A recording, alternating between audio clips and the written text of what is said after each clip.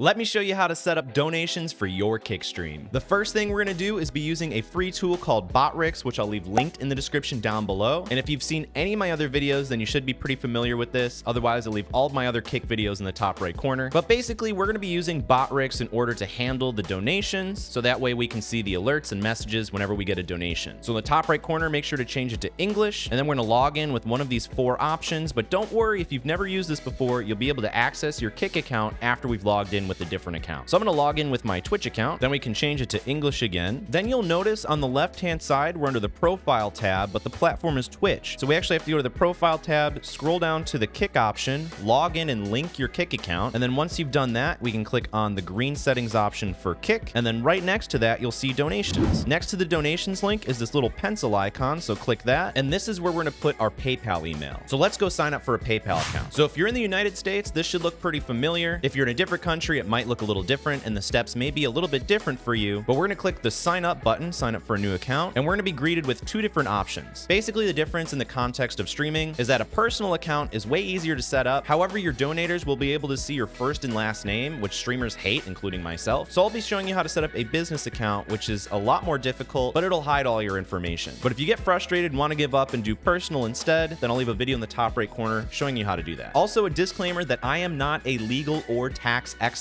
so this is not legal or tax advice. I'm just simply showing you what I did and what worked for my channel. So take all this information with a grain of salt and make sure to do your own research. I'd also like to point out that I absolutely despise PayPal, but unfortunately in the streaming world, PayPal is the #1 integrated thing to be able to do your donations for. So unfortunately, we're just gonna have to deal with it. But once you've clicked on business, we're gonna click get started. So this is where we're gonna have to put in our legal first and last name, as well as an email address and password. You're gonna have to actually put your first and last name here because PayPal is gonna need it for tax purposes, but your viewers will not be able to see this info. I'd also like to mention that I'm pulling a lot of my information from Streamlabs' official article on this. So if you want to cross-check me or if something I said is incorrect, this is the information that I pulled it from, which I'll also leave linked in the description down below. So don't shoot the messenger. Keep in mind that for your email address, your viewer will be able to see this because this is what they're going to be donating to. So if you don't want them to have your normal email address, you can make a free Gmail address that you can use for just PayPal if you'd like. So once you have all of your information in, we're going to click agree and create account. Now we're going to click on get verified. And if you're in the United States, you're going to have these 2 options here. If you're in a different country, I'm sorry, I'm just a dumb American, so I don't know what options your countries are going to have, so Google is your best friend. But if you're in the United States, chances are you're going to pick sole proprietorship, and that just means you're just an individual. However, if you have an actual business and you're an LLC or anything else like that, you're going to choose company. Now, as far as I'm aware, this is the legal information that PayPal is going to be using for the tax records and not actually displayed to your donators. However, the business name is what's going to show up on the credit card statement, so that's what's going to show up. So your business name is going to be your Kick account name or your Twitch name, whatever streaming service you're using. And if your username isn't available, if you're on Twitch, you can do TTV at the end or you can do Kick at the end.